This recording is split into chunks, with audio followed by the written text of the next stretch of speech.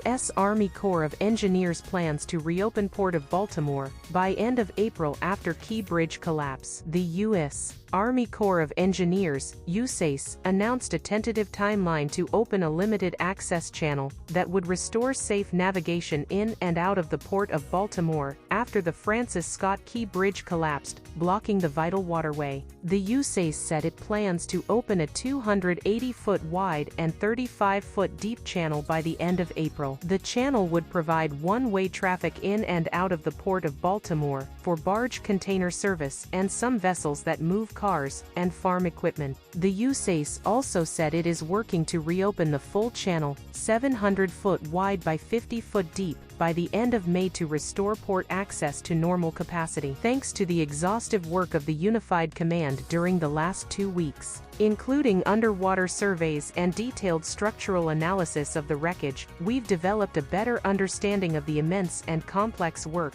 that lies ahead, said Lt. Gen. Scott A. Spellman, USACE Commanding General, said in a press release. A fully open federal channel remains our primary goal, and we will carry out this work with care and precision, with safety as our chief priority. Baltimore Bridge collapse. Man who crossed moments before disaster says, "I'm really lucky." Lt. Gen. Spellman warned the timeline is ambitious, and things like bad weather or changes in the complexity of the wreckage could prolong the effort. He said the USACE is also working diligently to locate and recover the 2 victims still missing in the wreckage. Cargo ship in Baltimore Bridge collapse involved in 2016 accident. 6 members of a construction crew that was filling potholes on the bridge were killed when it collapsed around 1:30 a.m. on March the 26th. The Dolly, a massive cargo ship, slammed into a support column on the Key Bridge, causing it to collapse into the Patapsco River almost instantly. Police were able to stop traffic from entering the bridge just moments before the disaster. Prior to the bridge collapse, the Port of Baltimore contributed about $15 million